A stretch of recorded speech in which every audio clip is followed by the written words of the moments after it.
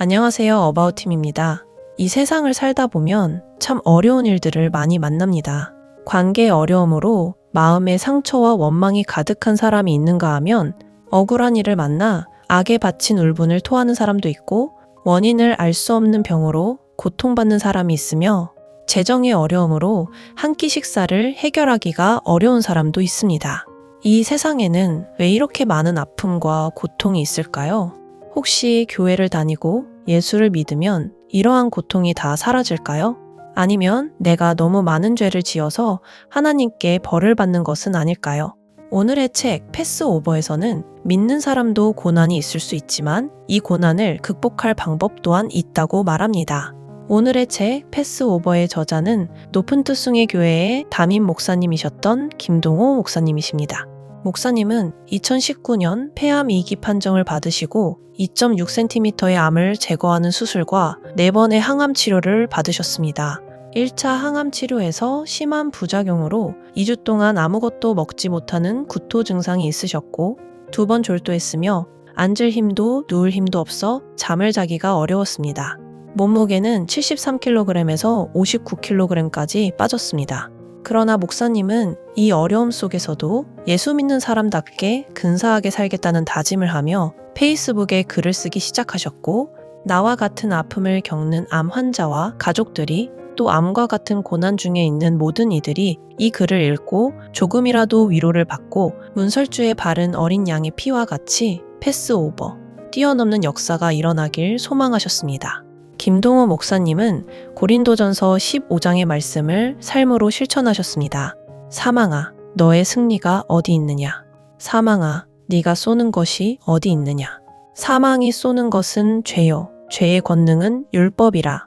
우리 주 예수 그리스도로 말미암아 우리에게 승리를 주시는 하나님께 감사하노니 그러므로 내 사랑하는 형제들아 견실하며 흔들리지 말고 항상 주의 일에 더욱 힘쓰는 자들이 되라. 이는 너희 수고가 주 안에서 헛되지 않은 줄 알미라. 고난과 아픔 속에서도 이기고 남음이 있었던 목사님만의 비결은 무엇인지 우리는 믿는 자로서 어떠한 지혜를 가지고 이 세상을 헤쳐나가야 할지 함께 살펴보도록 하겠습니다. 먼저 암에 걸린 것이 나의 죄 때문인가에 대해 확실히 짚어주셨는데요. 목사님은 죄 때문이 아니라고 마음에 눌림이 없기를 바란다고 말씀하십니다. 욥이 고난당할 때 욥의 친구들은 욥에게 회개하라고 말합니다. 욥이 지은 죄 때문에 이러한 고통이 주어졌다고 판단한 거죠. 그러나 성경 말씀에서 확인되듯이 욥이 완전한 의인은 아니지만 욥에게 주어진 고난은 욥의 죄 때문이 아니었습니다. 우리는 날마다 회개해야 하는 죄인이 맞습니다. 그리고 그에 따른 하나님의 징계가 있습니다. 부모는 아이가 잘못하면 벌을 줍니다. 회초리로 때릴 때도 있지만 그 회초리는 말 그대로 회초리입니다. 맞으면 죽을 수도 있는 물건으로 자식을 징계하는 부모는 없습니다. 하나님도 마찬가지입니다. 하나님은 자기 자녀를 훈계하십니다. 죄를 회개하고 돌이켜 바르게 살도록 하기 위해서죠. 그러나 훈계를 넘어서 사람이 감당하지 못할 시험을 주시는 분은 아닙니다. 암은 발전된 현대의학으로도 완벽히 고치기 힘든 병입니다. 그런데 이 암이라는 병으로 하나님께서 자기 자녀를 훈계하실까요? 우리의 하늘 아버지는 견딜 수 없는 고난과 아픔으로 자녀를 훈계하는 분이 아니십니다. 아담과 하와가 선악과를 따먹고 범죄함으로 우리들은 낙원에서 쫓겨났습니다. 창조의 질서가 무너졌습니다. 그러면서 본래 하나님의 나라에 없었던 것들이 들어오게 되었습니다.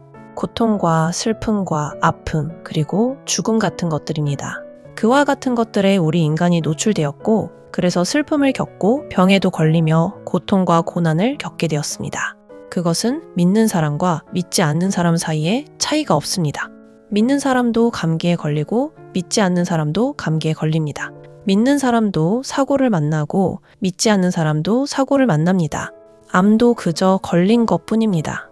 견딜 수 없는 아픔과 고통도 마찬가지입니다. 그저 나도 겪게 된 것뿐입니다.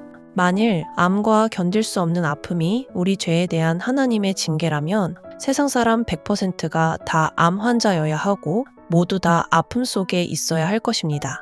만약 암에 걸린다면 제일 먼저 드는 생각은 왜 하필 나지? 라는 생각일 겁니다. 하나님이 안 계신 것 같고 하나님이 원망스럽고 아무것도 하시지 않고 날 이렇게 내버려 두시는 것 같아 하나님을 신뢰하고 사랑하기가 어렵습니다. 그래서 하나님을 멀리하고 하나님 곁을 떠나버리기도 합니다. 목사님도 같은 생각이 드셨는데요. 그런데 뜻밖의 쉽게 풀렸습니다. 왜 나지? 하고 물었는데 스스로 대답이 나왔습니다. 넌 왜 안 되는데? 넌 뭐 특별한 사람이야? 암에 걸린 사람은 너보다 못해서 암에 걸려? 신라권 한 후 창조 질서가 파괴되었습니다. 예수 믿어도 감기에 걸리듯 예수 믿어도 사고가 나듯 그냥 암에 걸린 것뿐입니다. 목사님은 이렇게 생각이 정리되었고 하나님 원망할 마음이 생기지 않았습니다. 모든 일은 마음을 다스려야 합니다. 마음을 다스려야 암도 다스릴 수 있고 모든 어려움도 극복할 수 있습니다. 그런데 하나님을 오해하여 원망하고 그러다 하나님을 버리고 떠나게 되면 믿음을 잃고 마음을 지킬 수 없게 됩니다. 그러면 아무것도 이겨낼 수 없습니다. 시편 말씀입니다. 내가 산을 향하여 눈을 들리라. 나의 도움이 어디서 올까? 나의 도움은 천지를 지으신 여호와에게서로다. 여호와는 나의 목자시니 내게 부족함이 없으리로다. 그가 나를 푸른 풀밭에 누이시며 쉴만한 물가로 인도하시는도다. 사탄은 우리들을 향해 하나님이 고난을 주신 것처럼 속입니다. 그것을 통하여 하나님이 우리를 버렸다고 생각하게 합니다. 하나님은 너를 사랑하시지 않고 너에게 관심이 없는 분이라고 사탄은 유혹합니다. 그러니 하나님을 버리고 떠나라고 시험합니다. 거기에 걸려들면 몸도 죽고 마음도 죽고 우리의 영혼도 죽습니다. 하나님 떠나면 살 수 없습니다. 속아서는 안 됩니다. 하나님은 우리가 어려움과 고난 중에 아파하는 것을 진정으로 아파하시는 분입니다. 김동호 목사님은 폐암 수술 이후 병실에 올라왔을 때 하나님께서 마음의 말씀을 주셨는데 바로 이사야 40장 1절 말씀이었습니다. 너희의 하나님이 이르시되 너희는 위로하라. 내 백성을 위로하라. 불안해하고 두려워하고 실제로 고통당하고 있는 사람들을 가리켜 하나님은 내 백성이라고 말씀하셨습니다. 고통당하는 자기 백성에 대한 연민과 마음 아파하심이 느껴졌습니다. 그래서 암 환우들과 보호자들을 위한 집회를 하면 좋겠다는 생각이 들었습니다. 이런 생각을 페이스북에 올렸더니 후배 목사님들과 헤리티지 찬양팀이 자원하고 여러 교회가 장소를 제공해주며 후원하는 손길들이 모였습니다. 내 백성을 위로하라 CMP 집회는 이렇게 시작되었습니다. 집회 콘셉트가 위로였기 때문에 모든 것을 최고로 준비했습니다. 음향과 조명 하나까지 신경을 썼고 간식 박스에 물 한 병과 떡 하나도 최고로 준비했습니다. 암 친구들과 보호자들이 오시면 감동을 받도록 최선을 다했습니다. 암 환자들은 면역력을 높이기 위해 체온을 관리하는 것이 중요합니다. 그런데 몸이 따뜻한 것뿐만 아니라 마음이 따뜻해지는 것 또한 중요합니다. CMP 집회에 오신 많은 암 환우와 가족들은 말씀을 듣다가 찬양을 부르다가 합심하여 통성으로 기도하다가 자신들을 위로하고 격려하기 위하여 진심으로 섬기는 섬김을 받다가 울컥울컥 뜨거운 눈물을 흘리게 되었습니다. 하나님은 내 백성을 위로하기 원하십니다. 내 백성의 아픔을 그냥 간과하시는 분이 아닙니다. 하나님을 붙잡아야 삽니다. 하나님 손 놓치면 죽습니다. 하나님은 저와 여러분을 사랑하십니다. 그것을 잊어서는 안 됩니다. 고난과 아픔을 만나면 우리 마음에 찾아오는 것이 있습니다. 바로 불안입니다. 아직 닥치지도 않은 일을, 닥치지 않을 수도 있는 일을 미리 앞당겨 오늘부터 염려하고 불안해하고 절망하며 꼼짝없이 그 상황에 갇히게 만듭니다. 목사님도 폐암에 걸리니 인터넷을 통하여 암에 대한 정보를 찾기 시작하셨는데요. 그런데 알면 알수록 혼란과 함께 불안이 커져갔습니다. 불안이 커지니 몸 이전에 마음이 먼저 무너져 내려간다는 것을 알게 되었습니다. 그리고 마음이 무너지면 몸을 일으켜 세울 힘도 함께 무너진다는 것을 알게 됐습니다. 마음을 지켜야만 했습니다. 몸을 지키는 것은 의학기술이지만 마음을 지키는 것은 믿음입니다. 그래서 하루 종일 암을 묵상하지 않고 할 수 있는 대로 최선을 다해 하나님을 묵상하고 말씀을 묵상하며 마음을 지켜야겠다고 다짐했습니다. 그리고 그것을 혼자서만 하지 말고 공개하여 같은 과정을 겪고 있는 암 친구들과 암만큼이나 힘들고 무서운 고통 속에 살아가는 친구들과 함께하면 좋겠다고 생각했습니다. 그래서 시작한 것이 날마다 기막힌 새벽이라는 유튜브 방송이었습니다. 목사님은 목회하면서 제일 좋았던 것 중에 하나가 새벽 기도회였는데요. 새벽 기도회 때 매일 성경 한 장씩을 함께 읽고 간단히 그 말씀에 대한 설교를 하곤 했는데 그때 주시는 하나님의 은혜가 특별했습니다. 그래서 그 은혜로 이번에 고난도 이겨내자고 생각하며 곧바로 방송을 시작했습니다. 첫 방송을 위해 아들에게 촬영과 파일 전송 교육을 받고 연습했는데요. 하지만 해보지 않은 일이라 쉽지 않았습니다. 이런저런 예상치 못했던 문제들이 생겨 3개의 녹화물을 아들에게 무사히 전송하기까지 18시간이나 걸렸습니다. 첫 방송이 나간 것이 2019년 6월 16일이었는데 목사님은 그때 가장 힘든 시기였다고 회고합니다. 6월 13일 첫 항암 주사를 맞고 심한 구토로 아무것도 먹지를 못해 앉아있을 힘도 없었던 때였습니다. 목사님은 잇따른 방송사고를 사탄의 방해라고 해석하고 그래서 더 죽을 힘을 다해 덤벼들었습니다. 18시간이 아니라 180시간이 걸려도 포기하지 않을 작정이었습니다. 결국 그렇게 해서 첫 방송이 나가게 되었고 2026년 현재 7년 동안 꾸준히 방송을 이어오며 약 34만 5천 명의 구독자와 은혜를 함께하고 계십니다. 우울과 무기력에 빠질 수도 있었지만 목사님은 거기에 빠져들지 않고 벗어나 날마다 기막힌 새벽을 준비하며 정신을 차렸습니다. 매일매일 말씀을 읽고 설교를 준비하고 방송을 통해 함께 은혜를 나누는 분들의 피드백을 들으며 힘을 냈습니다. 단순한 말씀 한 절과 기도 한 구절이 불안과 근심과 걱정을 패스오버하게 하는 하나님의 능력이 되었습니다. 불안의 뿌리는 믿을 수 없음입니다. 암은 감기처럼 병원에 갈 수 없습니다. 나을 거라는 보장이 없기 때문에 감기처럼 편안히 병원에 갈 수 없습니다. 아무리 유명한 의사 선생님이라도 내 병을 고치지 못할 수 있다는 불신에서부터 불안이 몰려옵니다. 하나님을 믿는다면 불안은 논리적으로 불가능합니다. 어렵지만 그럼에도 불구하고 믿음은 불안이 아니라 평안입니다. 요한복음에서는 이렇게 말씀합니다. 평안을 너희에게 끼치노니 곧 나의 평안을 너희에게 주노라. 내가 너희에게 주는 것은 세상이 주는 것과 같지 아니하니라. 너희는 마음에 근심하지도 말고 두려워하지도 말라. 믿는 자들이 누리는 최고의 축복은 평안입니다. 하나님이 그분을 믿는 우리들에게 주고 싶어 하시는 최고의 복 중에 하나는 평안입니다. 내 평생에 가는 길 순탄하여 늘 잔잔한 강 같든지 큰 풍파로 무섭고 어렵든지 나의 영혼은 늘 편하다. 내 영혼 평안해. 내 영혼 평안해. 하나님을 믿는 믿음으로 우리 모두가 평안 가운데 거하기를 바랍니다. 시편 119편에서는 이렇게 말씀합니다. 고난당한 것이 내게 유익이라. 이로 말미암아 내가 주의 율례들을 배우게 되었나이다. 이왕 고난을 겪게 되었다면 고난에게 당하지 말고 고난을 이용하여 더 좋은 결과를 얻도록 합시다. 믿음으로 인해 참 평안과 복을 누리는 매일의 삶이 되어야 할 것입니다. CMP 1차 집회에 헤리티지 찬양팀이 자원에서 공연을 해주었습니다. 그런데 찬양 중에 깜짝 놀랄 곡이 있었는데요. 바로 오 해피데이라는 찬양이었습니다. 암 환자들 앞에서 해피데이라니 인간적으로 생각하면 대형 사고였습니다. 그러나 이것은 하나님께서 주시는 강력한 메시지였습니다. 암 환자들에게 최고의 명약 중 하나는 웃음입니다. 웃으면 면역세포가 활성화되고 그렇게 되면 암세포가 힘을 쓰지 못하게 됩니다. 데살로니가전서 5장 16절 이하에서 하나님은 우리에게 이렇게 말씀하십니다. 항상 기뻐하라. 쉬지 말고 기도하라. 범사에 감사하라. 이것이 그리스도 예수 안에서 너희를 향하신 하나님의 뜻이니라. 기뻐하라는 말씀은 하나님의 명령이었습니다. 명령은 그냥 복종하는 게 원칙입니다. 이유를 묻고 따지는 게 아닙니다. 기뻐하라는 명령에는 항상이 달아붙습니다. 어떻게 항상 기뻐할 수 있을까요? 18절 말씀이 눈에 들어옵니다. 범사에 감사하라.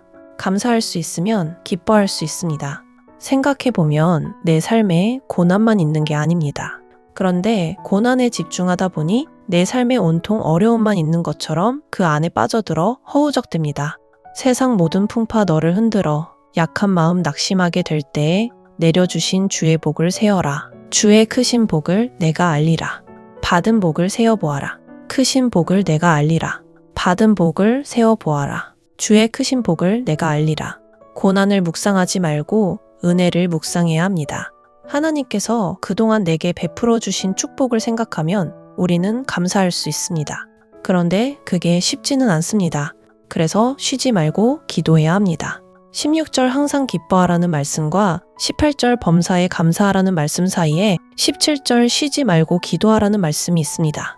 열심히 쉬지 않고 기도해서 하나님이 베풀어 주신 은혜와 축복을 기억해내고 그것을 감사할 수 있다면 우리의 삶 속에서도 기쁨이 솟아날 것입니다. 내가 궁핍함으로 말하는 것이 아니니라.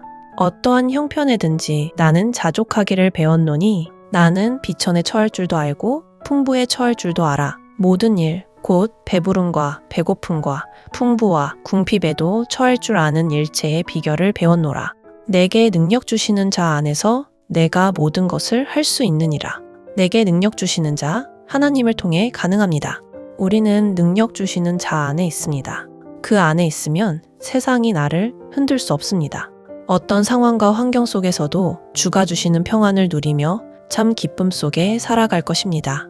김동우 목사님께서는 책에서 이 땅을 살아가는데 꼭 필요한 패스오버의 암호 3가지를 말씀해 주시는데요. 첫 번째 암호는 말씀입니다. 출애굽기에는 6월절에 대한 말씀이 나옵니다. 애굽 땅에 임했던 재앙 중에 사람이든 짐승이든 첫 번째 난자가 죽는 재앙에서 하나님은 이스라엘 백성을 건져내기 위해 어린 양을 잡아 그 피를 자기 집 문설주에 바르게 하셨습니다. 그러면 하나님의 사자가 그 피를 보고 그 집을 뛰어넘어갔습니다. 이스라엘 백성들이 6월절 날 잡았던 어린 양은 예수님의 예표였습니다. 예수님은 하나님이 우리의 죄를 사하시고 구원하시기 위해 예비하신 제물, 곧 어린 양이었습니다. 그런데 요한복음의 요한은 그 예수님을 말씀이라고 이야기합니다. 태초에 말씀이 계시니라. 이 말씀이 하나님과 함께 계셨으니 이 말씀은 곧 하나님이시니라. 말씀이 예수님이시고 예수님이 패스오버의 사인이었던 어린 양인 것입니다.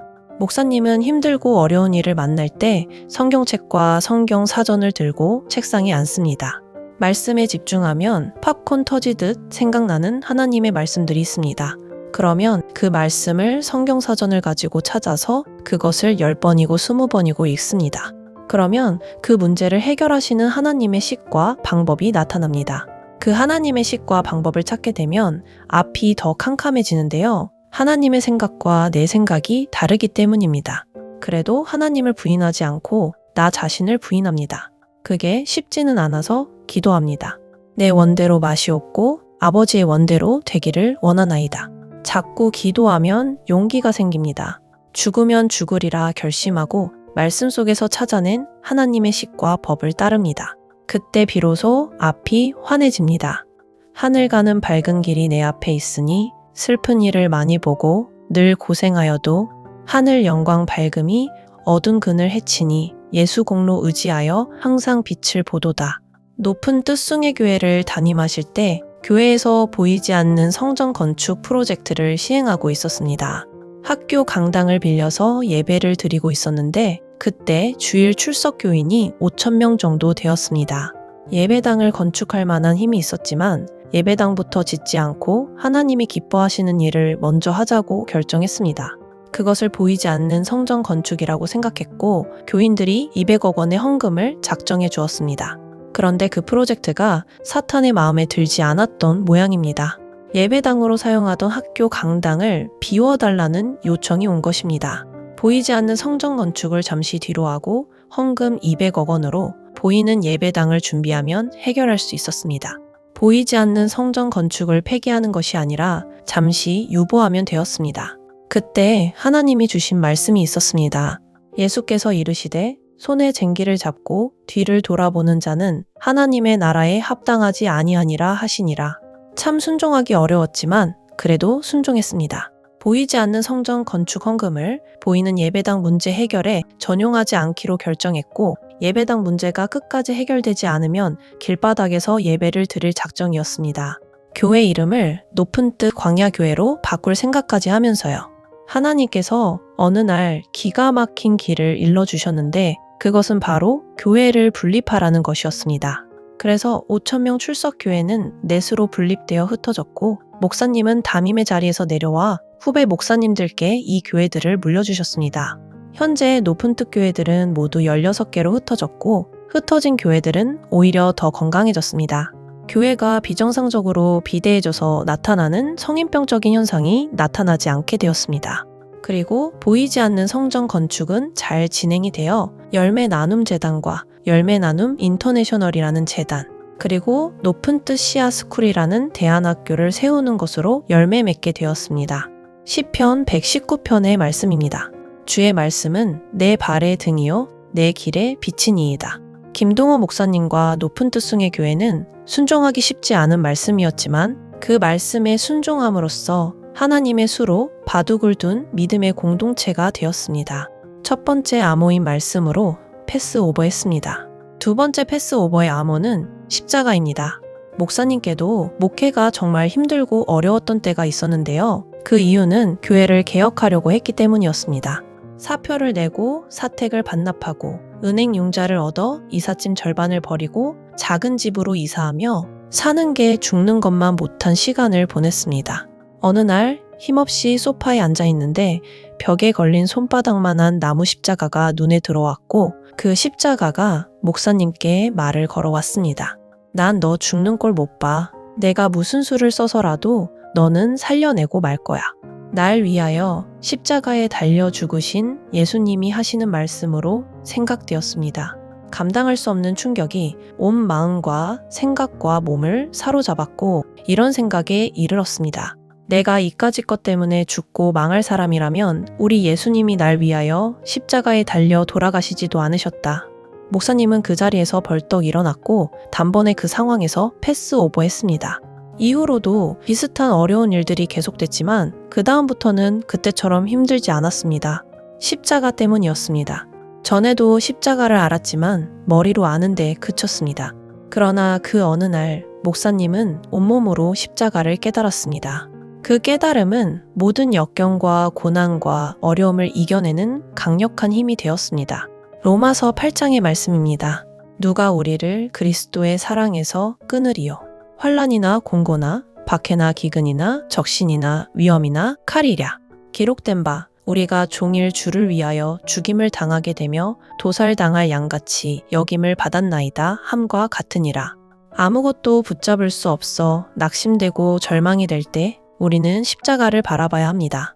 그리고 그 십자가를 붙들어야 합니다. 천지를 창조하신 전능하신 하나님이 나를 살리시겠다고 독생자 예수 그리스도를 이 땅에 사람의 몸으로 보내시고 십자가에 달려 돌아가시기까지 하셨는데 우리가 어떻게 죽고 망할 수 있겠습니까? 그것을 깨달으면 어떤 고난 속에서도 벗어날 수 있습니다. 예수님의 십자가는 패스오버의 강력한 암호입니다. 마지막 세 번째 패스오버의 암호는 기도입니다. 김동호 목사님은 4차례 항암 치료가 끝나고 CT 촬영을 했는데 수술한 폐 아래쪽에 뭔가가 보였습니다. 그래서 한 달 만에 다시 CT를 찍었고 결과를 기다리는 기간은 마음을 잡기 쉽지 않은 시간이었습니다. 유별나게 항암을 했기 때문에 몸무게가 너무 많이 줄었고 면역력도 많이 떨어져서 암이 재발할 확률이 높았습니다. 그때 목사님은 기도문을 만들어서 휴대폰에 적어놓고 아이처럼 야곱처럼 하나님께 매달려 기도했습니다. 구하라, 그리하면 너희에게 주실 것이요. 찾으라, 그리하면 찾아낼 것이요. 문을 두드리라, 그리하면 너희에게 열릴 것이니 구하는 이마다 받을 것이요. 찾는 이는 찾아낼 것이요. 두드리는 이에게는 열릴 것이니라. 느부갓네살 왕이 왕의 신상에 절하지 않는 다니엘의 세 친구 사드락, 메삭, 아벳느고를 극렬한 풀무불에 던져넣겠다고 위협하면서 누가 능히 이 풀무불에서 너희를 건져내겠느냐고 공갈합니다. 그때 사드락, 메삭, 아벳느고가 대답합니다. 우리 하나님은 능히 우리를 건져내실 수 있습니다. 그러나 그리 아니하실지라도 왕이 세우신 신상에는 절하지 않을 것입니다. 목사님은 CT 결과를 들으러 가기 전 아침 일찍 일어나 페이스북에 글을 올렸습니다. 믿음은 바라는 것들의 실상이요. 보이지 않는 것들의 증거니. 기도가 패스오버의 암호여 열쇠라는 말씀을 그리 아니하실지라도 패스오버의 암호여 열쇠인 기도를 놓지 않겠다는 메시지였습니다. CT의 결과는 암이 재발된 게 아닌 것으로 결론 났습니다. 여기서 모든 게 끝났을까요? 아닙니다. 이후 전립선암과 갑상선암까지 힘든 고비가 찾아왔습니다. 그래서 주저앉았을까요? 아닙니다. 목사님은 기도의 힘으로 모든 아픔을 이겨내며 그리 아니하실지라도 나는 기도하며 하나님만 붙들고 나아간다는 믿음의 고백을 지키셨고 하나님의 온전하심만을 바라는 바른 그리스도인의 모습으로 모든 것을 패스오버 하셨습니다. 아무것도 염려하지 말고 다만 모든 일에 기도와 간구로 너희 구할 것을 감사함으로 하나님께 아뢰라. 그리하면 모든 지각에 뛰어난 하나님의 평강이 그리스도 예수 안에서 너희 마음과 생각을 지키시리라. 환도뼈가 부러졌어도 하나님 붙잡은 손을 놓지 않은 야곱처럼 기도의 열쇠로 모든 고난을 뛰어넘어야 합니다. 어떤 상황 속에서도 기도의 끈을 놓치지 말고 구하면 주시고 찾으면 찾게 하시고 두드리면 열어주시겠다는 하나님의 약속의 증인이 되는 우리 모두가 되기를 소망합니다. 목사님은 성경을 통해 배운 신념이 하나 있으신데요. 바로 싸우면 7일, 도망가면 40년이라는 것입니다. 문제가 생기면 피하지 말고 정면으로 돌파하자는 말씀입니다. 하나님은 비록 가나안 족속이 장대하고 저들에 비하면 이스라엘 백성 자신들은 메뚜기처럼 초라해 보일지라도 하나님을 믿는 믿음으로 싸움을 회피하지 않고 정면 돌파해서 이스라엘 백성이 가나안을 정복하기 원하셨습니다. 그러나 이스라엘은 그러지 못했고 일주일이면 들어갈 가나안 땅을 40년 동안 방황하게 됐습니다. 반면 다윗은 비록 소년이었지만 하나님을 믿는 믿음으로 칼과 단창도 없이 갑옷도 없이 물맷돌 하나 들고 나가 거대한 골리앗과 싸워 승리했습니다. 이 세상의 고난은 거대한 가나안과 같고 거대한 골리앗과 같습니다. 그에 비하면 우리는 정말 메뚜기같이 연약하고 초라합니다. 그런데 우리에겐 하나님이 계십니다. 다윗이 블레셋 사람에게 이르되 너는 칼과 창과 단창으로 내게 나아오거니와 나는 만군의 여호와의 이름 곧 내가 모욕하는 이스라엘 군대의 하나님의 이름으로 내게 나아가노라. 하나님을 믿으면 모든 문제가 해결되고 좋은 일만 있을까요? 물론 그럴 수도 있습니다. 그러나 하나님 믿어도 고통스러운 병에 걸릴 수 있고 재정의 압박으로 수많은 어려움을 견뎌야 할 수도 있습니다. 그러면 우리는 믿음의 싸움에서 진 걸까요? 아닙니다. 삶의 고통이 너무 크면 잠시 아파하고 잠시 불안해한 뒤에 다시 믿음으로 정신 차리고 마주한 상황에서 예수 믿는 사람답게 소망을 가지고 꿋꿋하게 근사하게 웃으며 감사로 하루하루 살아가면 됩니다. 상황과 환경이 우리를 붙잡아도 끌려다니지 맙시다. 고난과 아픔의 노예가 되어서는 안 됩니다. 믿음으로 정면 돌파해야 합니다. 하나님의 은혜로 이 쓸데없는 자 왜 구속하여 주는지 난 알 수 없도다. 왜 내게 굳센 믿음과 또 복음 주셔서 내 마음이 항상 편한지 난 알 수 없도다. 내가 믿고 또 의지함은 내 모든 형편 아시는 주님, 늘 보호해 주실 것을 나는 확실히 아네. 하나님 의지하면 이길 수 있습니다. 그분만이 나의 구원이시며 내가 피할 바위 되십니다. 마귀의 속삭임에 속지 말고 믿음으로 평안을 간구합시다. 쉬지 않고 기도하며 감사를 찾아내고 그 안에서 참 기쁨을 누립시다. 말씀과 십자가와 기도로 내가 당한 고난을 정면 돌파해 나갑시다. 어디든지 예수 나를 이끌면 어디든지 예수 함께 가려네. 예수 함께 아니 가면 낙 없고 예수님과 동행하면 겁 없네. 어디를 가든지 겁낼 것 없네. 어디든지 예수 함께 가려네. 말씀을 듣는 모든 분들이 언제나 어떠한 상황 속에서도 주님과 늘 동행하시기를, 예수 믿는 자로 근사하게 믿음의 삶을 살아내시기를 기도합니다. 다음에 더 좋은 영상으로 찾아뵙겠습니다. 어바웃팀 주님을 알미 힘입니다. 그 힘으로 오늘도 승리합시다.